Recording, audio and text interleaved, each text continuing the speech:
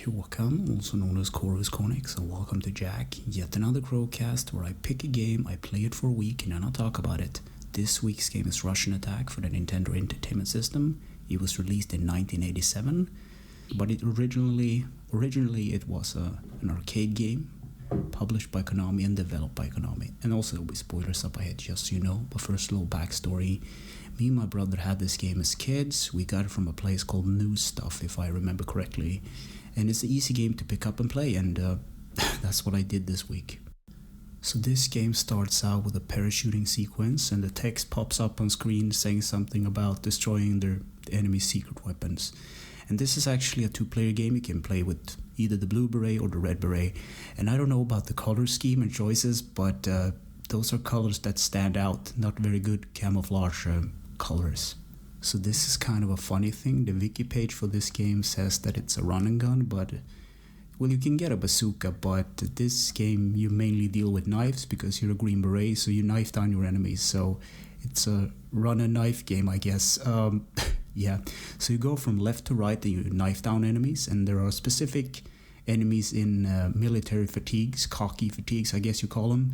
And if you kill them, they drop a bazooka, and the bazooka can be used to shoot enemies and shoot mines. So later in the level, there are these minefields. Well, there are a couple of 2 or 3 mines up ahead, and if you crouch down with the bazooka, you can shoot them like in a lineup. And that's one of the use for the guns, I guess. So as you progress through the level, you will encounter these trucks, which I thought was kind of cool. They're these military trucks with missiles on them. And you encounter the more annoying enemies in the game, I guess. These jumping kind of red and black guys. They jump kick you, but if you just stand still and stab, they will jump into the knife and die. So at the end of the level, there's a boss mode. You just have to knife down a bunch of guys and just stand still with the knife and they will run into it. Very good, like, soldier behavior, I guess. And at the end of the level, you climb a fence and like a jingle plays, and you continue to the next level.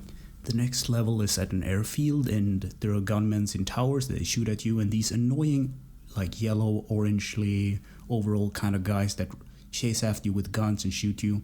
And these annoying bastards can actually climb ladders. The other enemies can't, so you have to be on the lookout for those.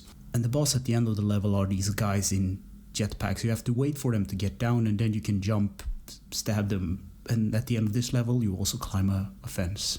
So the third level is this docking area with lots of containers, and the boss here is just a bunch of dogs that run at you. If you just like crouch, I think, or you stand still with the knife, you can beat them easily, and then you climb a fence. So that's the whole rigmarole. You climb a fence at the end, and it plays a little bit different jingle each time.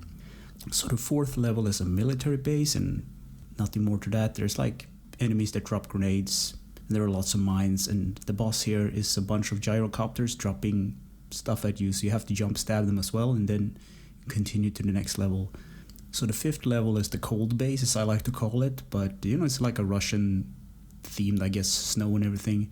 And the boss here is just a bunch of guys dropping down from like rappelling ropes, I think, if I wrote that down correctly, and you just take them out. So the final level is level 6, and it's like a hangar with forklifts and stuff, and the boss here is a bomb, the secret weapon, I guess. So you have to endure the waves of enemies, and you have to kill the cocky fatigue bazooka guys to get the bazooka to shoot at the bomb. So that's what you do. You shoot a bunch of bazooka rounds into the bomb, and he plays like an outro sequence where you run from an explosion, and that's pretty much the end of the game. So you can get these power-ups in the game. I forgot to talk about them. You can get a grenade, you can get a bazooka, I think you can get a gun, and also you can get like an invincibility star that will basically make you, invulnerable, I guess. So gameplay. Destroy the enemy's secret weapons and save the world, I guess. Control. The D-pad moves the character around, your green beret. Pressing up on the D-pad makes the character jump. Pressing the B button uses the knife, and the A button uses the gun or the current special weapon that you have. And start pauses the game. Graphics. So I took a look on YouTube to compare the different versions of Green Beret or Russian Attack, and the NES version is actually the game that I prefer. It looks good and it feels good to play as well, and you look at the background, you see tanks, you see mountains, and you see all these things that, I mean, they didn't have to put it there, but the other versions kind of lack this feature. There's like this, I think it's like like a Spectrum or like an Amiga port, and it's just terrible. And for some reason it doesn't have sound, and it's like, well, this is a fun game, right? I don't know. Sound of Music. Adachi made the NES version of the soundtrack, and it's really good. A lot of hummable themes in there. Recommend checking it out on YouTube if you can. Easter eggs, secrets, and glitches. At the startup screen, you can punch in the Konami code and you will get 10 lives. And there was also this cool speedrun that I watched about the Second Man or something, a really cool speedrun of this game. He played it under like 10 minutes. I think it was 9 minutes 32 seconds. So in conclusion, I wrote, yes, play it. This is a fun game, easy to pick up, and it has 2 players. A funny story to boot with that. Me and my brother played this back in the day, and we had 2 controllers, the original NES, and we had the turbo controller.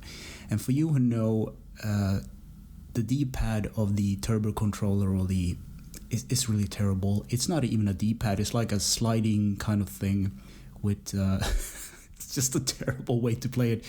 But we played this game a lot, and it's not hard to play, easy to pick up. So yeah, go play it. It's a good game. So anyway, thanks for listening and or watching, and take care.